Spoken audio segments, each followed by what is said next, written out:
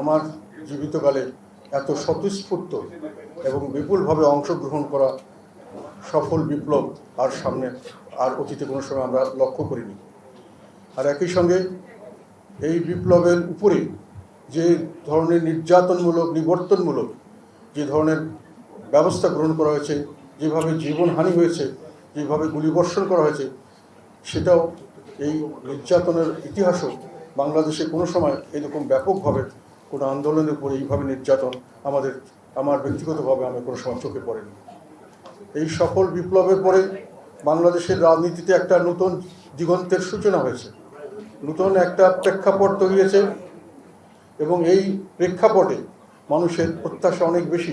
সারা দেশের জনগণ অনেক অনেক প্রত্যাশা নিয়ে, অনেক আশা নিয়ে এই বিপ্লবের সমর্থন দিয়েছে এবং আমরা চাই তারা সামনের দিকে তাদের প্রত্যাশা যেন সম্পূর্ণভাবে পূরণ হয়। তারা যে আশা নিয়ে জীবন দান করেছেন, যারা শহীদ হয়েছেন, তার শহীদের আত্মদান যেন সত্যিকার অর্থেই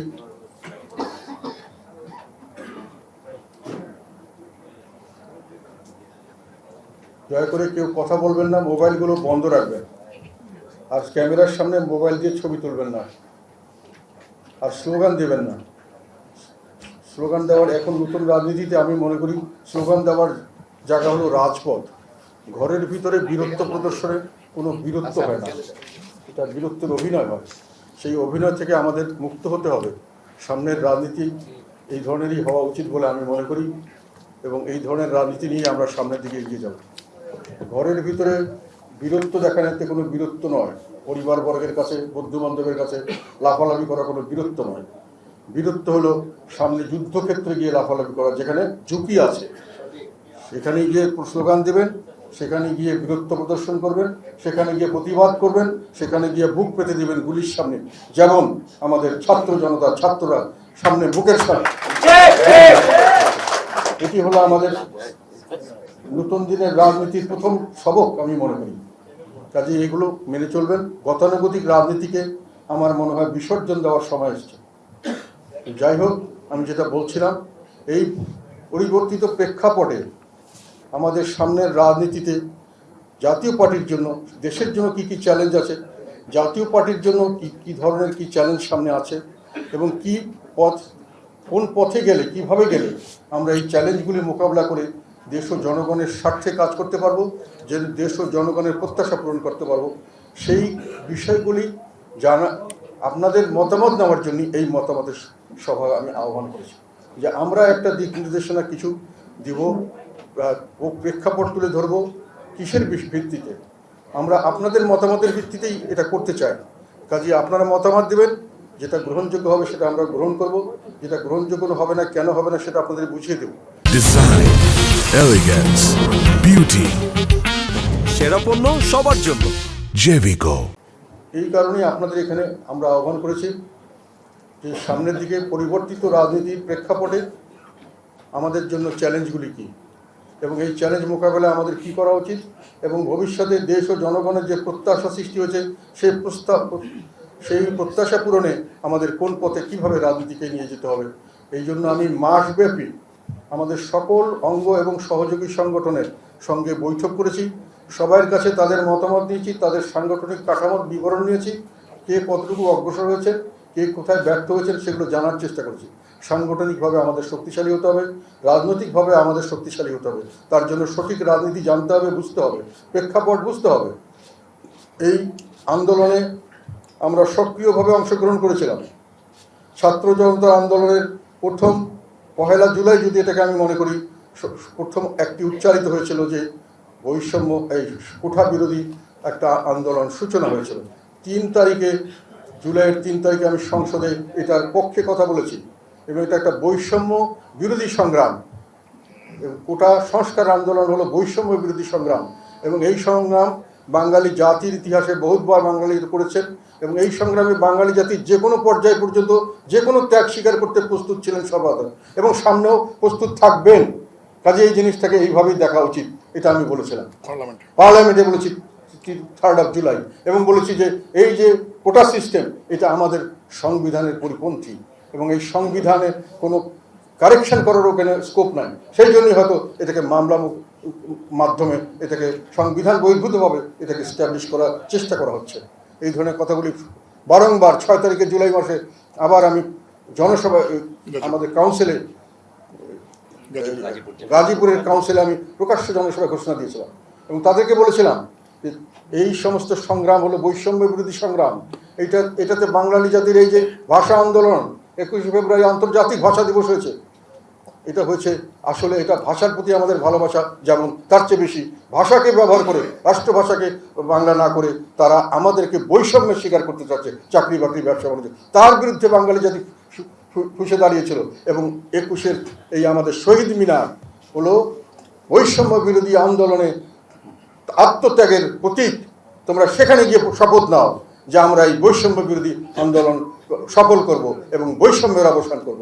আমি বলেছিলাম এখন আওয়ামী লীগ সরকার ঘরে ঘরে বিভিন্ন স্কুলে বিভিন্ন জায়গায় শহীদ মিনার করে, সব শহীদ মিনারে গিয়ে তোমরা ওখানে অবস্থান নাও এবং বলো এটা হলো বৈষম্য বিরোধী আন্দোলনের আত্মত্যাগের প্রতীক। আমরা আবার আত্মত্যাগ করব, আমরা বৈষম্যের অবসান চাই। কখন বলেছিলাম? যখন আওয়ামী লীগ ক্ষমতায় ছিল এবং আওয়ামী লীগের ক্ষমতার সময় অনেকে বড় বড় কথা বলেন, অনেক দলের অনেক নেতা কতজন কে কোথায় কি বলতে পেরেছেন সরকারের সামনে সরাসরি চ্যালেঞ্জ দিয়ে, এটা আমি বলি আপনারা নিজেরা বিবেচনা করে দেখবেন, জাতি বিবেচনা করে দেখবে। আমরা তারপরে প্রতিদিন এই বৈষম্য বিরোধী আন্দোলনে যে গুলি বর্ষণ করা হচ্ছে, নির্বিচারে গণহত্যা করা হচ্ছে, বিভিন্নভাবে মানুষকে অত্যাচার করা হচ্ছে, মামলা মোকদ্দমা দিয়ে মানুষের ভবিষ্যৎ নষ্ট করার চেষ্টা করা হচ্ছে, এইসব কথা আমরা তুলে ধরেছি। বিভিন্ন গণমাধ্যমে এগুলো প্রমাণ আছে এবং আমরা বিভিন্ন জায়গায় আমরা আমাদের নেতাকর্মীদের বলেছিলাম বৈষম্য বিরোধী সংগ্রামের সঙ্গে থাকো এবং সেখানে তাদেরকে সমর্থন দাও এবং আমাদের ছাত্রদেরকে বলেছিলাম তোমরা ব্যানার নিয়ে করতে চাইলে করতে পারো। রংপুরে আমাদের ছেলেরা ওখানে যেহেতু আমাদের সংগঠন ভালো, তারা বৈষম্য বিরোধী আন্দোলনে ব্যানার নিয়ে সেখানে তাদের সঙ্গে অংশগ্রহণ করেছে, তাদের নামে মামলা হয়েছে, তারা হাজতবাস করেছে, তারা জেলে ছিল, তাদের অনেকের উপর অত্যাচার করা হয়েছে, অনেকে ঘর বাড়ি ছেড়ে পালিয়েছিল। এগুলোর ডকুমেন্ট আমাদের কাছে আছে। একটা ছেলে শহীদ হয়েছে, ডকুমেন্টটা আমি ইয়ে করার চেষ্টা করছি। গুলি খেয়েছে আমাদের দলের লোক এবং দলীয় নাম দিয়ে তাদেরকে মামলা দেওয়া হয়েছে বিগত সরকারের আমলে, যে জাতীয় পার্টির এই পর্যায়ের নেতা এইখানে আন্দোলনে অংশগ্রহণ করেছে, এই কারণে তাকে এই সন্ত্রাসী মামলা ইত্যাদি এক একজনকে 4-5টি করে মামলা দেওয়া হয়েছে। সেখানে আমাদেরকে পরবর্তীকালে আমরা পার্টির যে যৌথ সভা আহ্বান করেছিলাম 28শে জুলাই, সেই সভায় আমরা সর্বাত্মকভাবে এই সংগ্রামকে সমর্থন জানিয়েছি জাতীয় পার্টির তরফ থেকে এবং প্রেস কনফারেন্স করে সেটা জানিয়ে দেওয়া হয়েছে। সেখানে আমরা এটাও বলেছি যে নির্বিচারে যার হত্যা করা হয়েছে ছাত্রদের, তার বিচার চাই এবং তার এই সমস্ত বিষয়ে তাদের ক্ষতিপূরণ দেওয়া উচিত, তাদের যথাযথভাবে তাদেরকে সমাজে প্রতিষ্ঠা এবং যারা তাদেরকে রিহ্যাবিলিট করা উচিত, যারা আহত হয়েছেন, যারা বিভিন্নভাবে ক্ষতিগ্রস্ত, তাদের ক্ষতির দিকে দেখা উচিত। আমরা বলেছিলাম শোক দিবস পালন করা হাস্যকর, যেখানে বন্দুকের গুলি দিয়ে দলের নিজের ছাত্রদেরকে মারা হচ্ছে, তার উপর আবার সরকার যদি শোক দিবস পালন ঘোষণা করে, এটা আমরা মানি না, এটাকে আমরা বর্জন করি। কে বলেছে? জাতীয় পার্টি বলেছে। আমরা বলেছিলাম যারা এই আন্দোলনে যারা অংশগ্রহণ করছেন তারা একটা বড় দানবীয় শক্তির বিরুদ্ধে সংগ্রামে লিপ্ত হয়েছেন, যে শক্তিতে বিভিন্ন রাজনৈতিক দল, আমরা বিভিন্ন রাজনৈতিক নেতৃত্ব যেই শক্তিকে আমরা টলাতে পারিনি, তারা তাকে টলিয়ে দিয়ে সাহস করেছেন, বুকে রক্ত দেওয়ার জন্য প্রস্তুত হয়েছেন। তার জন্য আমি তাদেরকে বীর মুক্তি সেনা হিসেবে আখ্যায়িত করতে চাই। কে বলেছে? জাতীয় পার্টি বলেছে। এবং আমরা সর্বাত্মকভাবে সর্বসময় তাদের পাশে থাকার অঙ্গীকার দিয়েছিলাম এবং পাশে ছিলাম। আমাদের ক্ষুদ্র শক্তি যতটুকু যেখানে আছে সেখানে আমরা ঝাঁপিয়ে পড়েছিলাম এবং সর্ব জায়গায় সমস্ত জায়গায় আমরা একের পর এক এর বিরুদ্ধে বিবৃতি দিয়েছি। আমরা মামলা যখন তাদেরকে জেলে নিয়ে যাওয়ার তাদেরকে ডিবি অফিসে আটক করা হলো, আমরা প্রতিবাদ জানিয়েছিলাম। আমি উকিল ঠিক করেছিলাম তাদের পক্ষে কাজ করার জন্য। বিভিন্ন সময় যখন মনে হয়েছে তাদের সাহায্য দরকার, আমরা বিভিন্নভাবে তাদেরকে সাহায্য করার চেষ্টা করেছি।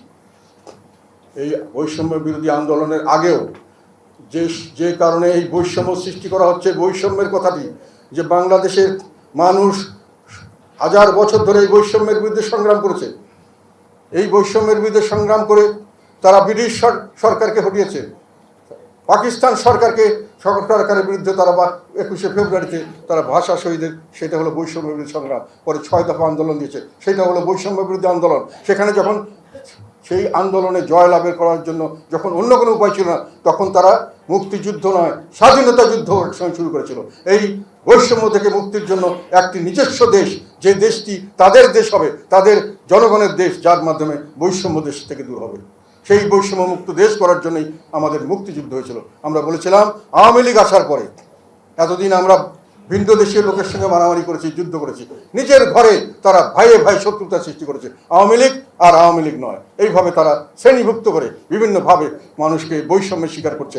আওয়ামী লীগ হলে সমস্ত ব্যবসা বাণিজ্য, চাকরি বাকরি তাদের দেওয়া হবে, না হলে তাদেরকে কিছু দেওয়া হবে না, তাদেরকে কোনো অধিকার দেওয়া হবে না। অলমোস্ট তাদেরকে একটি স্লেভ, কৃতদাসের জাতে পরিণত করার জন্য চেষ্টা করছে। কে বলেছে? জাতীয় পার্টি বলেছে, জিএম কাদের বলেছে।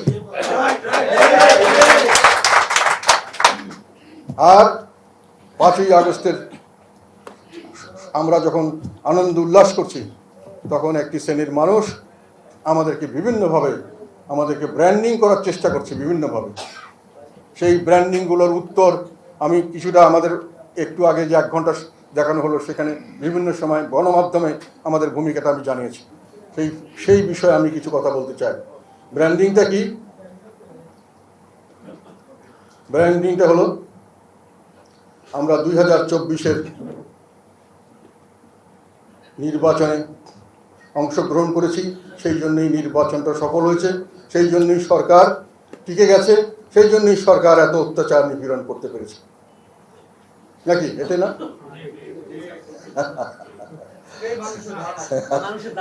এই ধারণাটা 24-এর নির্বাচনের পরের দিন থেকেই দেওয়া শুরু হয়েছিল। আমি জিনিসটাকে ওইভাবে গ্রহণ করিনি, যদিও বারংবার বিভিন্ন বক্তব্য বিবৃতিতে এটা আমি ক্লিয়ার করার চেষ্টা করেছিলাম, কি হয়েছে, কেমন করে হয়েছে, কি হয়নি, বা কিছু কি হতে পারতো, সবগুলো উত্তর আছে।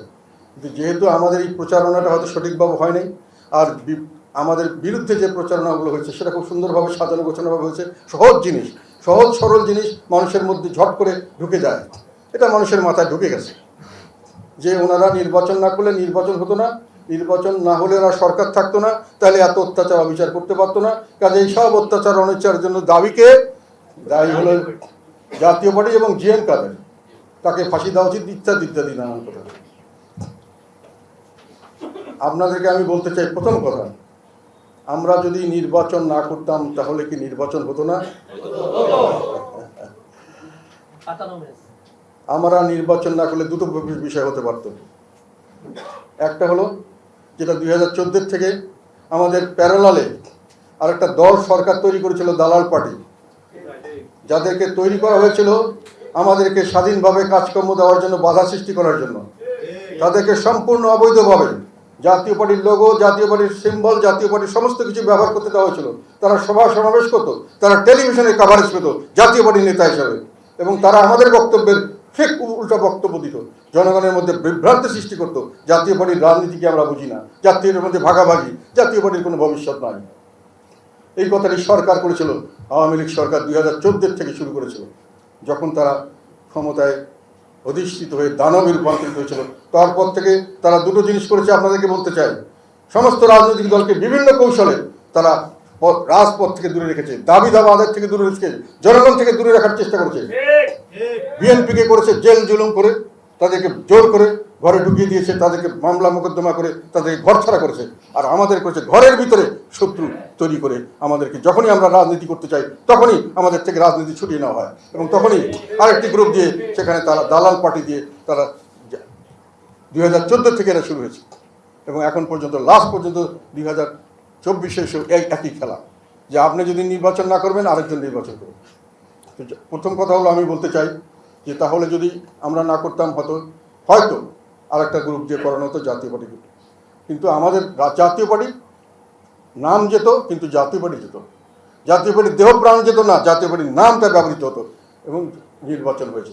তারপরেও যদি না হতো, আরেকটা কথা বলতে চাই, আমি দেশের যারা নিরপেক্ষভাবে বিশ্লেষক এবং বিদেশি কূটনীতিক, যারা এই সমস্ত অবস্থান নিয়ে যারা গভীরভাবে যারা গবেষণা করেন বা যারা বিবেচনা করেন, তাদের প্রায় প্রত্যেকের সঙ্গেই আমি আলাপ করেছি, এবং যারা এই সরকারকে পছন্দ করতেন না এবং নির্বাচন তারা হোক সেটা চাইতেন না, তারাও বলেছেন এই নির্বাচন ঠেকানোর কোনো উপায় নেই, তোমরা নির্বাচনে গেলেও হবে, না গেলেও হবে। কেননা Sheikh Hasina A team, Awami League B team Awami League তৈরি করেছে। তাছাড়াও আর 2-1টি রাজনৈতিক দলকে উনি তৈরি করে ফেলেছিলেন, জাতীয় পার্টি যদি না আসে তার অল্টারনেটিভ উনি তৈরি করে ফেলেছিলেন, এবং সেটা ঘটে যেত এবং সরকার চলতেই থাকত। তথাপি আমাদেরকে ওনারা জোর করে নামালেন কেন? আমি এটা বলতাম যে আমাদেরকে নামানোটা জোর করে নামানো হয়েছে। একটা হলো, আমি তখনও বলেছি পরোক্ষভাবে, মানে একটা প্রেশার ক্রিয়েট। যেদিন আমি বলছি নির্বাচনে যদি আপনি ঘোষণা না দেন, এখন প্রসেসে না যান, আপনি ক্যান্ডিডেট বাছাই নাই করেন, তাহলে আরেকজনের হাতে আমি ভার দিয়ে দেবো, ওনারা নির্বাচন করবে, ওনাদের ব্যবস্থা করবে, জাতীয় পার্টি ওখানে চলে যাবে, জাতীয় পার্টির দল হিসাবে নির্বাচনে যাবে, আপনারা যাবেন না, আপনার মেইন দল যাবে না, কিন্তু অফিসিয়ালি জাতীয় পার্টি যাবে। ফলে আপনাকে প্রসেস করতে হবে। প্রসেস করবো, আমি বললাম প্রসেস করবে কীভাবে? আমরা তো নির্বাচনে গেলে নির্বাচন তো হতে হবে, তো নির্বাচন হবে না, সিলেকশন হবে।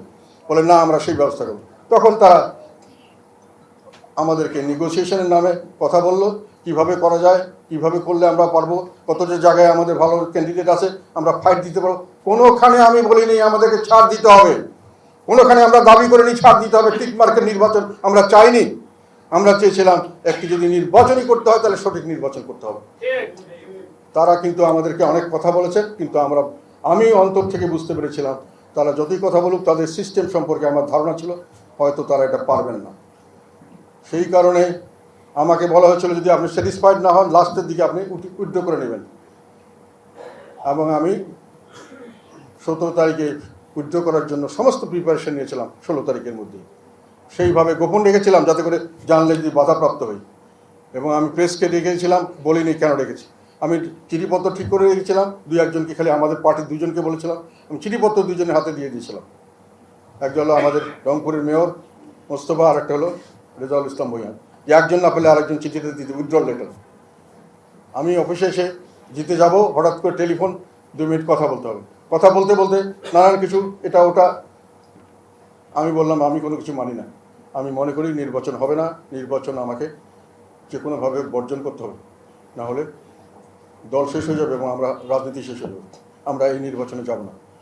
তখন বাইরে এসে যখন আমি বলা হলো যে ঠিক আছে, না গেলে কিন্তু নির্বাচন আমরা যেভাবে হোক করবই, আপনি কিন্তু সমস্যা পড়বেন, ঝুঁকিতে পড়বেন, ঝুঁকি। তখনকার দিনে ঝুঁকি অর্থ বুঝো, আমরা ঝুঁকিটা কি হতে পারে সেটা বুঝি না, তবে ঝুঁকিটা বড় জিনিস, ক্ষতিকারক হতে পারে এটা বুঝি, সবাই বুঝি। তারপরে আমি বলেছি না, আমি নির্বাচন করব না। আমি বেরিয়ে এসে যখন প্রেসের দিকে যাব তখন দেখলাম যে আমার সামনে সমস্ত ব্যারিকেড, এবং আমার সামনে শুধু না, সারা অফিসে দিয়ে ব্যারিকেড, চারপাশে গলিতে ব্যারিকেড, শত শত পুলিশ এবং বিভিন্ন বাহিনী, আমরা তাকে চিনিও না, তারা এসে রাস্তা কেউ ঢুকতে পারবে না, বেরোতে পারবে না, সব কিছু দরজা জানলা বন্ধ করে দেওয়া। তাহলে নির্বাচনে আমাদেরকে না হলো কি গায়ের জোর। এটার কি আমি কথাটাকে সত্য বলেছি নাকি? এখানে যারা ছিলেন, অফিসে যারা ছিলেন এবং যারা আশেপাশে ছিলেন, এবং যারা আমার সঙ্গে পরবর্তীতে, আমি পরবর্তী মিটিংয়ে বলেছিলাম যে একটা হলো যে আমাদেরকে পরোক্ষভাবে প্রেশার দেওয়া হয়েছে, যেটা হলো একটা দল ভাগ করে সেখানে, আর একটা হলো প্রত্যক্ষভাবে আমাদেরকে বাধা দেওয়া হয়েছে বিভিন্নভাবে। সেটা আমি পরিষ্কারভাবে বলিনি, কারণ সেই পরিস্থিতিতে আমাকে জোর করে এরকম করে করা হচ্ছে এটা বলা ওই রকম ধরনের। তবে যারা বোঝার সারা বুঝে নেবেন, এই কথাই বলেছিলাম, বলি নেই? আমাদের লোকরা জানে না এটা, সাংবাদিকরা জানে না, আর্মির লোকরা জানে না, যারা করেছে তারা জানে না, কেউ কি প্রতিবাদ করেছে? তাহলে কি হলো যে আমরা গেলেও নির্বাচন হতো, না গেলেও নির্বাচন হতো, আর আমরা যেতে চাইনি। আমাদেরকে পরোক্ষভাবে প্রেশার এবং প্রত্যক্ষভাবে প্রেশার দিয়ে নির্বাচনে নেওয়া হয়েছে। এখন তাহলে কি আমাদের কারণে নির্বাচন হলো, আমাদের কারণে নির্বাচন হওয়াতে সরকার টিকলো এবং সরকার তার ফলে অত্যাচার করলো, এই কথা কি সত্যকর কথা? আমরা কি কোনো ক্ষেত্রে এখানে দায়ী? অন্যান্য দল যেভাবে দানবীয় শক্তির কাছে পরাজিত হয়েছে, আমরাও কিছুটা সেইখানে পরাজিত। সেই জন্য আমি ক্ষমা প্রার্থনা করছি যে আমরা সামলে নিতে পারিনি, এত শক্তি আমাদের ছিল না। কিন্তু অন্যান্য দলের কাছে বলি, আমাদের প্রতিপক্ষে যারা এখন অন্যান্য দল আছেন, বিএনপির কাছে আপনারা কতটুকু পেরেছিলেন?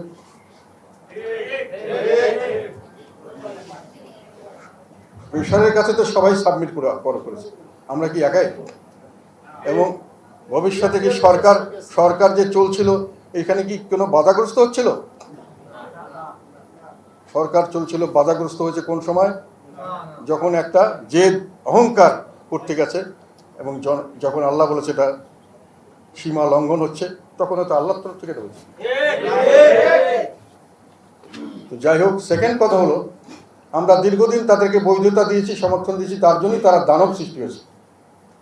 আমি মনে করি এটার একটা বিবরণ দেশবাসীর কাছে যাওয়া উচিত। বারংবার আমি দিয়েছি, তারপরেও মানুষে এটাকে গ্রহণ করেননি কেন আমি জানি না। যেহেতু এটা প্রচারণা হয়নি, আমাদের দলের লোকেরাই ঠিক মতো জানে আমরা কি দালালি করেছি। 2008 সালের নির্বাচনে আমরা তাদের সঙ্গে মহাজোট করেছিলাম, আওয়ামী লীগের সঙ্গে।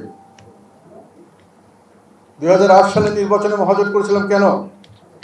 আওয়ামী লীগের আগে 2001 থেকে 2006 সাল পর্যন্ত আরেকটি জোট ক্ষমতায় ছিল, এবং তাদের যে সমস্ত দোষের জন্য আওয়ামী লীগকে আজকে দোষী করা হয়, তারা কি সেই দোষ থেকে মুক্ত ছিল? দুর্নীতিতে 4 বার চ্যাম্পিয়ন, র্যাব তৈরি করে বিচার বহির্ভূত হত্যাকাণ্ড, দলীয়করণের ইতিহাস, এগুলো কি ছিল না? 2007 সালে একদলীয় নির্বাচন শুরু হয়ে গেছিল না? 2007 সালে যখন আমরা বর্জন করেছিলাম, আওয়ামী লীগও বর্জন করেছিলাম, তখন একদলীয় নির্বাচন সুষ্ঠুভাবে অগ্রসর হয়নি। 1/11 এসে 22 তারিখে ছিল নির্বাচনের ডেট। অনেকেই ডিক্লেয়ার্ড হয়ে গেছিলেন, নির্বাচিত হয়ে গেছিলেন একতরফাভাবে। সেই নির্বাচন কি তারা বন্ধ করেছিল? কে বন্ধ করেছিল? জনগণ বন্ধ করেছিল। জনগণের পক্ষে 1/11 এসে বন্ধ করেছে। ফলে আবার নির্বাচন হয়েছে যখন, তখন জনগণের প্রত্যাশা ছিল যে এর একটা পরিবর্তন দরকার। আমরা মহাজোট করে সেই পরিবর্তনের আশা করে দিয়েছিলাম। সেই সমর্থন কি আমাদের অন্যায় ছিল? আওয়ামী লীগের সমর্থন? এবং সেই ইলেকশন কি কোনো কারচুপির ইলেকশন হয়েছিল? সেই ইলেকশনে ব্যাপকভাবে আওয়ামী লীগ জয়লাভ করেছিল। সেই জয়লাভ কি জনগণ ভুল করেছিল? জনগণ মনে করেছে তারা ভালো কাজ করবে আগের চেয়ে। আমরাও মনে করেছি ভালো কাজ করবে।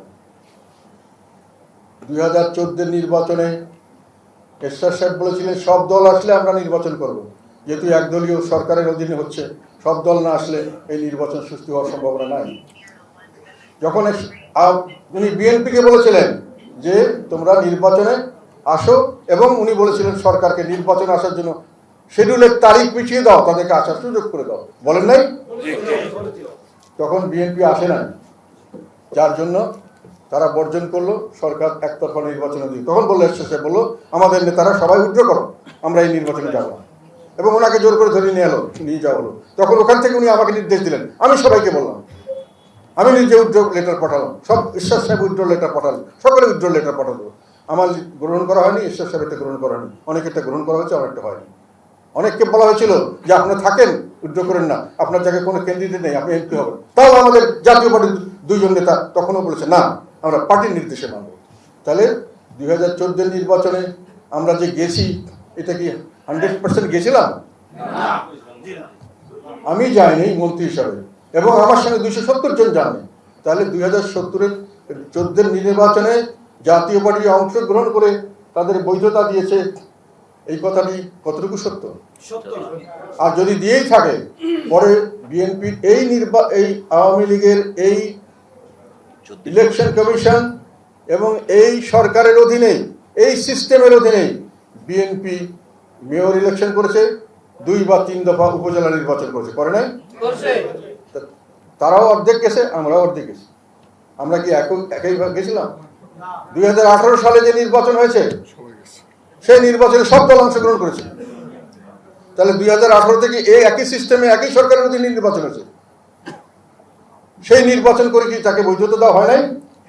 সেই বৈধতা কি একে কি জাতীয় পার্টি দিয়েছে? 4 বছর পার্লামেন্টে ছিল তারা, তারপরে 4 বছর তারা পার্লামেন্টে ছিল। তাহলে এই পর্যন্ত সম্পূর্ণ বৈধতা কি আমরা একাই দিয়েছি? সব দল মিলে দিয়েছে। সমর্থনের কথা বলেন, 2018-তে আমরা আওয়ামী লীগকে সমর্থন দিয়েছিলাম, ঠিক আছে। আওয়ামী লীগের সঙ্গে তখন আমাদের নেতা ছিলেন আলাদ হোসেন মাহমুদ সাহেব, উনি ওনার বিবেচনা দিয়েছেন, দলের ভালো হতে পারে, ওনার উপর প্রেশার থাকতে পারে, উনি কেন দিয়েছেন আমরা জানি না।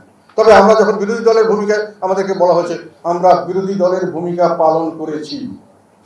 2018 থেকে শুরু করে 24 পর্যন্ত আমাকে deputy leader of the opposition থেকে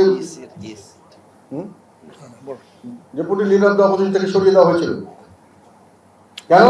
যেহেতু আমি কতগুলো কঠিন কথা সংসদে বলতাম, আমাকে রাস্তার মধ্যে নামিয়ে দেওয়া হয়েছে, আমার গানম্যান এবং আমার ড্রাইভারকে উদ্যোগ করে নেওয়া হয়েছে। হসপিটালে আমি ভাইয়ের সঙ্গে দেখা করতে গেছিলাম। পরে যখন আমার ভাই মারা যাওয়ার পর আমি চেয়ারম্যান হলাম, তখন আবার আমাকে চেয়ারম্যান করার পরে দলের থেকে সিদ্ধান্ত হলো এবং দলীয় সব এমপিরা মিলে আনঅ্যানিমাসলি ডিসিশন দিলেন যে লিডার অফ দ্য অপোজিশন হবে জি.এম. কাদের সাহেব। তখনও ওনারা এটা গ্রহণ করলেন না, স্পিকার সম্পূর্ণ বেআইনিভাবে আমার এটা গ্রহণ করলেন না এবং মানবিক কারণ দেখে রওশন এরশাদকে আবার করা হলো। কেন? কারণ আমি সত্য কথা বলেছি, জাতীয় পার্টির পক্ষে সত্য কথা বলেছি। আমার সঙ্গে ছিল জাতীয় পার্টির 90% লোক। তা আমরা কোথায় তাদেরকে সমর্থন দিয়েছি? কোন অনিয়মটা সবচেয়ে বেশি কোন দল তুলে ধরেছে, কোন দলের নেতা তুলে ধরেছে? জি.এম. কাদের তুলে ধরেছে? এটা আপনারা হিসাব করে দেখবেন। কাজে আমরা সরকারের কোনো অপকর্মে আমরা কোনো সময় সমর্থন দেই নাই। হ্যাঁ, একটা কথা বলতে পারেন, একটা সৌরভ সাহেব একটা লেগেছে যে আমাদের কিছু কিছু নেতা তাদের সিম্বলের মধ্যে তারা আওয়ামী লীগকে ব্যবহার করেছে, আওয়ামী লীগ সমর্থিত বলেছে, আমাদের নাম দেয়নি, আমার নাম দেয়নি, এরশাদ সাহেবের নাম দেয়নি। তখন তো বললাম, সেই পরিবেশে যেখানে দলকে বেআইনিভাবে সম্পূর্ণ লিগ্যাল কাভারেজ দিয়ে তাদেরকে কাউন্সেল করতে দেওয়া হচ্ছে, তাদেরকে মিটিং মিছিল করতে দেওয়া হচ্ছে, তাদেরকে টেলিভিশনে প্রচার করতে দেওয়া হচ্ছে, সেই অবস্থায় আমাকে কিছু কিছু লোককে আমার মেনে নিতে বাধ্য হয়েছে। একটা কথা মনে রাখবেন যে একটি রাজনীতি করতে গেলে একটি দল দরকার হয়। আপনি যদি দেশের জনগণের জন্য কাজ করতে চান, আপনার একটি দল দরকার, রাজনৈতিক দল দরকার। এককভাবে আপনি কিছুই করতে পারবেন না। আর রাজনৈতিক দল টিকে থাকবে যতক্ষণ পর্যন্ত আপনি সঠিক রাজনীতি দিতে পারবেন। কাজে আমাদেরকে রাজনীতি এবং দল দুটোকে বাঁচানোর জন্য এই পরিস্থিতিতে কিছু না কিছু কম্প্রোমাইজ করে চলতে হয়েছে। এবং সেটা আপনারা যদি চিন্তা করবেন যে আপনি আমার জায়গায় থাকলে কি করতেন, যে কোনো বিবেকবান মানুষকে আমি এটা প্রশ্ন করতে চাই যে আপনারা যদি ওই জায়গায় আপনি থাকতেন, আমার জায়গায় আপনি কি করতেন? তাদের কৌশল ছিল বিভিন্নভাবে আমাদেরকে ছোট করা, আমাদেরকে ধ্বংস করা। তারা বিএনপিকে ধ্বংস করতে চেয়েছে, তারা জামাতকে ধ্বংস করতে চেয়েছে, তারা জাতীয় পার্টিকে ধ্বংস করতে চেয়েছে। এই জন্যই তারা জোর করে আমাদেরকে নির্বাচনে নিয়ে গেছে এবং এই জন্যই আমাদেরকে তারা বিভিন্নভাবে ভাগ করে করার চেষ্টা করেছে। একজনকে তারা বন জঙ্গলে দাবড়ে বেরিয়েছে মামলা মোকদ্দমা দিয়ে, আমাদের ভাগ করে আমাদেরকে যখনই আমরা কথা বলতে চাই, যখনই আমরা জনগণের জন্য মাঠে নামতে চাই, তখনই ঘাবলা দিয়ে দিয়েছে। বিএনপি একই অবস্থায় ছিল, আমরাও ছিলাম। জামাতকে তো তারা নামিয়ে নিতে দেয়। সকলেই সমানভাবে আমরা নির্যাতিত হয়েছি। এখন আমাদেরকে সামনে দেখা গেছে, সেটা আমাকে সামনে দেখার সুযোগ ছিল। আমরা চেষ্টা করেছি যে কোনোভাবেই আমরা দলকে বাঁচানোর চেষ্টা করেছি, জনগণের স্বার্থ বিসর্জন দিয়ে নয়। আরেকটা কথা আমি বলে শেষ করবো, আরেকটা হলো যে আমরা নির্বাচন করিনি, আমাদের নেগোসিয়েশন ছিল সিট নিয়ে কোনো নেগোসিয়েশন হয়নি। আমরা সিট দিয়েছি যে আমাদের উপযুক্ত ক্যান্ডিডেট এতগুলি, সেখানে আমরা সুন্দর নির্বাচন চাই। তারা বলেছিল যে আমরা নৌকা উঠাই দিলে সুন্দর নির্বাচন হবে, ঠিক আছে, কিন্তু তারা নৌকা উঠায়নি। তার চেয়ে বড় কথা, যখন আমাকে ঘিরে ফেললো, তখন আমি বললাম যে আর যেন কোনো অল্টারনেটিভ নাই, আমার রাজনীতি যখন শেষ, আমার দলকে বাঁচাতে হবে। দলকে বাঁচানোর কী উপায়? যে কোনোভাবেই মাঠে থাকতে হবে এবং মাঠে থেকে ভবিষ্যতে রাজনীতির জন্য আমার একটা প্ল্যাটফর্ম রাখতে হবে, যে কোনোভাবে পার্লামেন্টে থাকতে হবে, যে কোনো জায়গায় থাকতে হবে, যাতে জনগণের জন্য আমি কাজ করতে পারি। এটা ছিল আমার বিবেচনা। ভুল হলে হতে পারে। আমি জিজ্ঞাসা করবো যারা এইসব কথা বলেন তারা কি করতেন, এবং সেখানে বলা হলো তখন আমি বললাম যে আমার এখানে যতগুলো লোক আছে এরা ভালো উপযুক্ত ক্যান্ডিডেট, তাদেরকে অন্তত তাদের জায়গায় আপনার নৌকা মার্কাটা উঠে নিলে তারা একটা ফাইট করার সুযোগ পাবে, নাহলে তো ফাইটই করতে পারবো না। আমরা সব সুযোগ করে দেবো, আমরা ব্যবস্থা করবো। তারপরে আমার ওয়াইফেরটা দেওয়া হলো, আমার ওয়াইফের ছিল ওখানে, তার নামটা বলো, এবং প্রচার করা হলো যে আমি ওয়াইফের জন্য আমি নির্বাচনে যাইনি, এবং আমি গেছি যখন ওয়াইফকে দেওয়া হয়েছে। এগুলো প্রচারণা। আল্লাহকে হাজির নাজির রেখে বলছি, এটা সম্পূর্ণ অসত্য কথা, অপপ্রচার। এবং আমি কোনো সিটের নেগোসিয়েশনের জন্য নির্বাচনে যাইনি, এটিও অপপ্রচার। এগুলো করে আমাদেরকে ব্যক্তিগতভাবে হয়তো কেউ ভুল বুঝেছেন, কেউ হয়তো ইচ্ছাকৃতভাবে করেছেন, কেউ হয়তো আমাকে অপছন্দ করেছেন, কেউ হয়তো আমার দলকে অপছন্দ করেছেন, দলকে ধ্বংস করতে চেয়েছেন। তো এই কথাগুলি আমি মনে করি জনগণের সামনে বারংবার তুলে ধরা দরকার। সত্যের একটা শক্তি আছে, যে যত ষড়যন্ত্র করুক সত্য বেরিয়ে আসবে। আর একটা কথা আপনাদেরকে বলবো, যারা এইসব কথা বলেন বা বুঝেন বা চিন্তা করেন, কোনো ঘটনা বিচ্ছিন্ন কোনো ঘটনা নয়, এর পিছনে একটি ইতিহাস থাকে। ইতিহাস থেকে যদি আপনি চিন্তা করেন আমরা ইতিহাস ভুলে যাই, তাহলে বুঝতে পারবেন কোথায় কীভাবে হয়েছে। যেটা আমি বললাম বারংবার, আমি একটা কথা বলে আসছি, এই সংস্কারটি শুধু নির্বাচনের সংস্কার নয়। নির্বাচন ব্যবস্থা, ভালো নির্বাচন ব্যবস্থা অনেক সময় আমরা আন্দোলন করে পেয়েছিলাম। আমরা যখন 15ই ফেব্রুয়ারি 1996 সালে একটি একদলীয় নির্বাচন হওয়ার অবস্থা হয়েছিল, সেটাকে মানুষে বর্জন করেছিল। তারপরে আবার কেয়ারটেকার গভর্নমেন্ট হয়েছে এবং সেখানে একটা সুষ্ঠু নির্বাচন হয়েছিল 96। আবার এসে 2001-এ সুষ্ঠু নির্বাচন হয়েছিল কেয়ারটেকারের আমলে, কিন্তু আবার এসে 2008-এ সুষ্ঠু নির্বাচন হয়েছিল। কিন্তু সুষ্ঠু নির্বাচনের পরে সঠিক করছে কি আমরা সুষ্ঠু রাজনীতি পেয়েছি? কেন পাইনি? এটা কি খালি শুধু জাতীয় পার্টির কারণে? ওরা সংবিধান তৈরি করেছে এমনভাবে এক ব্যক্তির হাতে সম্পূর্ণ ক্ষমতা দিয়ে দিয়েছি। এক ব্যক্তি, উনি শুধু নির্বাহী প্রধান নয়, উনি পার্লামেন্টের প্রধান, উনি বিচার বিভাগের 99 ভাগ ওনার, সমস্ত প্রতিষ্ঠানকে উনি নিজের ইচ্ছা মতো গড়ে তুলতে পারেন, নিজের ইচ্ছা মতো চালাতে পারেন। সেই অবস্থায় লর্ড এটনের একটা কথা আমি বারংবার উল্লেখ করতে চাই। এটা ঐতিহাসিক ইতিহাসবিদ, একজন রাজনীতিবিদ, উনি একটা বিখ্যাত উক্তি যারা সারা বিশ্বে এখন বিভিন্ন জায়গায় একটা উক্তির জন্য তাকে স্মরণ করে মানুষ। কি বলেছিলেন? Power tends to corrupt, absolute power corrupts absolutely. Power, ক্ষমতা পেলে মানুষের দুর্নীতির দিকে যেতে পারে, যাওয়ার সম্ভাবনা থাকে। আর অ্যাবসলিউট পাওয়ার দিলে নিশ্চিতভাবে সে সম্পূর্ণভাবে দুর্নীতিগ্রস্ত হবে। আমরা সম্পূর্ণভাবে দুর্নীতিগ্রস্ত করে আমরা একটা সংবিধান তৈরি করেছি এবং সেই সংবিধানকে আরো ক্ষমতা বাড়ানোর জন্য বারংবার পরিবর্তন করেছি। কে করেছে? একে আওয়ামী লীগ করেছে? সব দল মিলে করেছে। সেই ক্ষমতা দিয়ে যে সংবিধান, আপনি আজকে সুষ্ঠু নির্বাচন দিয়ে যাকেই বসাবেন সে দানব হতে বাধ্য। এটা ইতিহাসের সত্য, চরমতম সত্য কথা। Power tends to corrupt, absolute power corrupts absolutely.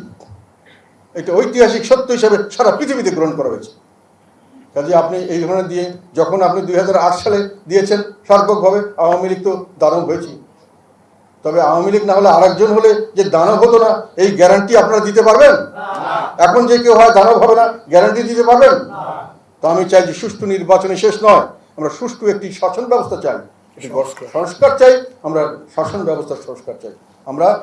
এবং নির্বাচনের আগেই সুষ্ঠুভাবে নির্বাচনের পরিবেশ চাই, যেখানে দলীয়করণ থাকবে না। আপনারা কি দলীয়করণ এখন দেখছেন?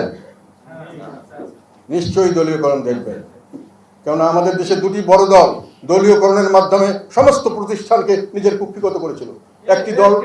একটি দল চলে যাওয়ার সঙ্গে সঙ্গে আরেকটি দল এসে সেই জায়গাটা অবস্থান নিয়েছিল। এখন আওয়ামী লীগ চলে যাওয়ার পরে আরেকজন এসে সেখানে অবস্থান নিয়ে ফেলেছে। কাজে এই দলীয়করণ কি বন্ধ হয়েছে?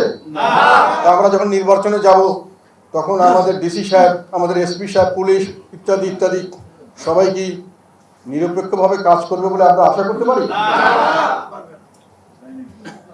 তাহলে আমরা কি করতে হবে? এগুলোকে তো আমার দেখতে হবে। নির্বাচন তো সুষ্ঠু করার বিষয়ে তো আমাদের এগুলো খেয়াল করতে হবে। বিচার বিভাগ সম্পূর্ণভাবে দলীয়করণ মুক্ত হতে পেরেছে? পেরেছে একটা দিকে, মানে এক দল চলে গেলে আরেক দল, এক দলীয়করণ থেকে আরেক দলীয়করণে আমরা ট্রান্সফার হয়েছে কিনা এটার বিষয়ে সংশয় হয় না? অনেক মামলা হচ্ছে, লক্ষ লক্ষ হাজার হাজার মামলা। এইসব কথার জন্য আমি বলতে চাই যে এগুলো জিনিস ঠিক করতে হবে। সংবিধানের ব্যাপারে আরেকটি ব্যাপারে অনেকে অনেক প্রশ্ন করছেন। আমি একটা কথা পরিষ্কার বলতে চাই, সংবিধান পরিবর্তন করতে হবে। সংবিধান যেটা আছে সেটাকে পরিবর্তন করা যাবে যদি পঞ্চদশ সংশোধনীকে বাতিল করা হয়। পঞ্চদশ সংশোধনীতে এমন অনেক জিনিস আছে যেটা সংবিধানের 1/3 কোনো সময় পরিবর্তন করা যাবে না। এই কথাটি কোনো যুক্তিসঙ্গত কথা নয়। কাজে এটার বিরুদ্ধে রিট হতে পারে, এবং এটার বিরুদ্ধে রিট হলে একটা বড় টেকনিক্যাল মিস্টেক আছে এই সংবিধান সংশোধনে। সেটা আমি আইনজ্ঞ না, তবে বলছি, সেটা হলো যে তখন নিয়ম ছিল সংবিধান সংশোধন করার পরে এটাকে গণভোটে দিতে হবে। সেই গণভোটে আওয়ামী লীগ সরকার এটাকে দেয়নি। ফলে টেকনিক্যাল একটা মিস্টেক আছে। এটা যদি কেউ রিড করে, আমার ধারণা হয়তো মহামান্য বিজ্ঞ আদালত এটাকে মঞ্জুর করবেন। তাহলে যদি পঞ্চদশ সংশোধনী বাতিল হয়, তাহলে অনেক কিছু পরিষ্কার হয়ে যাবে। তারপরে সেই সংশোধনে আপনারা, সেই সংবিধানে আপনারা যে কোনো ধরনের সংশোধনী যোগ করতে পারবেন এবং সত্যিকার অর্থে একটা গণমুখী এবং এককেন্দ্রিক পাওয়ার থেকে আমরা পাওয়ারটাকে জবাবদিহিতামূলক পাওয়ার ক্ষমতা বন্টন, এই ধরনের একটি সিস্টেম আমরা ইভলভ করতে পারবো। এটার সমস্যা কোনো বিরাট কোনো সমস্যা হবে না। এটি হলো আমাদের স্ট্যান্ড। সেই জন্যই আমরা সুষ্ঠু নির্বাচন চাই, তার জন্য পরিবেশ সৃষ্টি করতে হবে। সেই ধরনের পরিবেশের জন্য আমরা দেখতে চাই এবং এই কথাটা এই জন্যই বলেছি আমি, যে আমরা পরীক্ষা করে দেখতে চাই, আগে আপনি লোকাল গভর্নমেন্ট ইলেকশনগুলো দেন, সেখানে দলীয়করণের প্রভাব কতটুকু হয়, এটা দেখার পরেই আমরা সিদ্ধান্ত নেব যে সামনের দিকে আমরা নির্বাচনটা সুষ্ঠু হবে কিনা।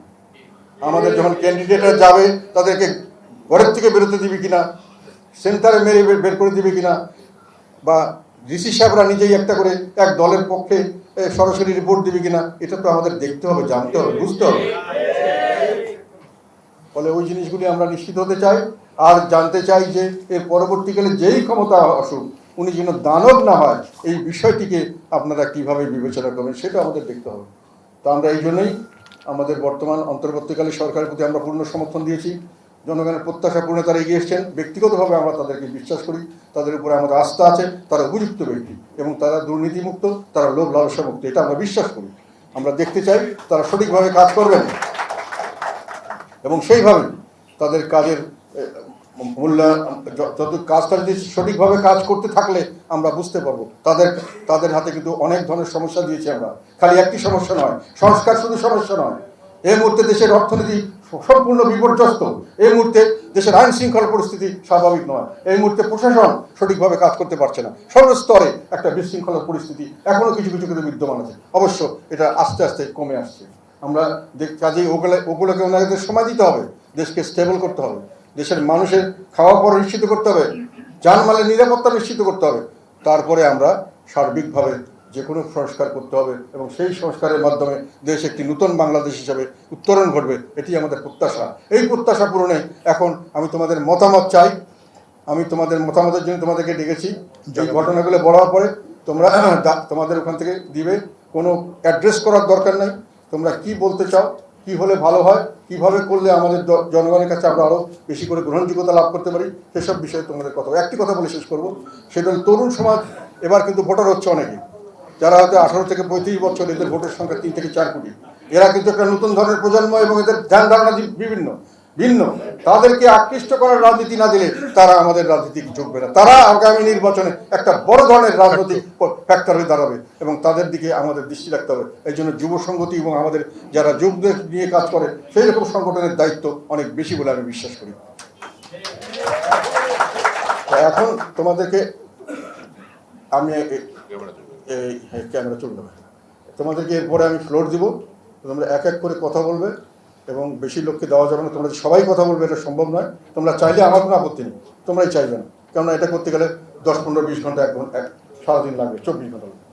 কাজেই কিছু কিছু লোকের বক্তব্য বিভিন্ন এলাকার থেকে বিভিন্ন ভিত্তিকে আমরা চেষ্টা করব তুলে ধরার জন্য। তোমরা তোমাদের মতামত জানাবে সুস্পষ্টভাবে। কোনো বাগ্রামবাড়িতার বা বনিতার দরকার নেই, কোনো ভূমিকার দরকার নেই। যেটা তোমরা ভালো মনে করো, এটা হলে ভালো হয়, এটা করা উচিত, এটা আমরা করবো, আপনারা এটা করলে ভালো করবেন, এই জিনিসগুলি আমরা তোমাদের শুনতে চাই। ধন্যবাদ সবাইকে।